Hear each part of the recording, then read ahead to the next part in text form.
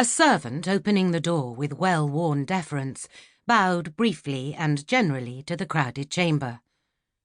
For the most part, inured to such interruptions and intent on our own pursuits, we, the youthful but high-bred occupants, ignored him.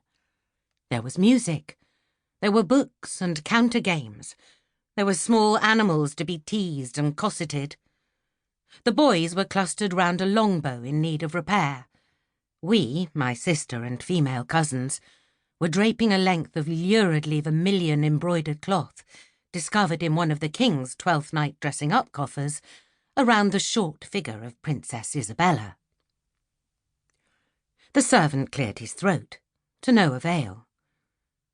Who were we to ignore what would be a summons from some higher authority for at least one of us?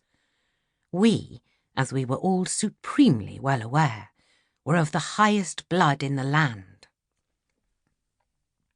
Here in my company, or I in theirs if rank was of supreme importance rather than age, were the royal daughters of King Edward III and Queen Philippa, the princesses Isabella and Joan.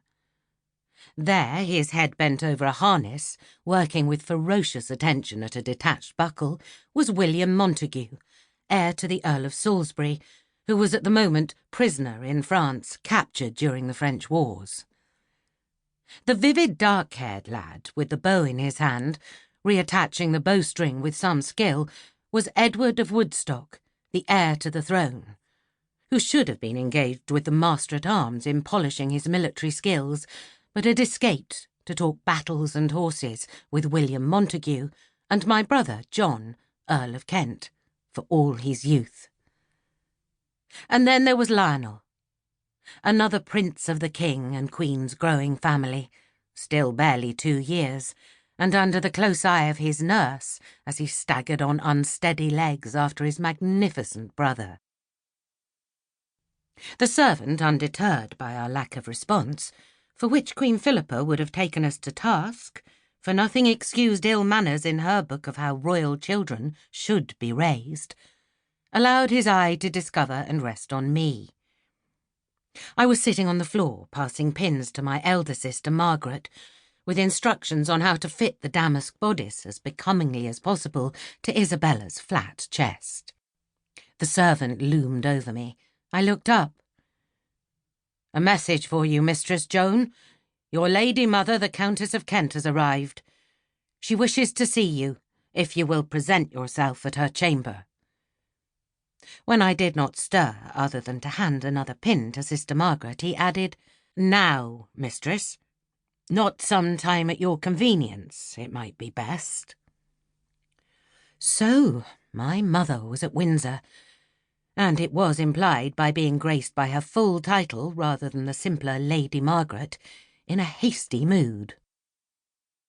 My mother travelled often, so much so that I rarely saw her. So why had I been summoned, selected out of her 3 offspring? No, it would not be politic to waste time. My mother had a temper born out of disappointment and past humiliations brought on by an absent and horribly dead husband. So I stood, pushing the pot of pins into Margaret's hand. Spurred by curiosity, Isabella detached herself and, trailing velvet damask, accompanied me to the door, pulling at my sleeve when I did not moderate my step. "What do you suppose she wants?"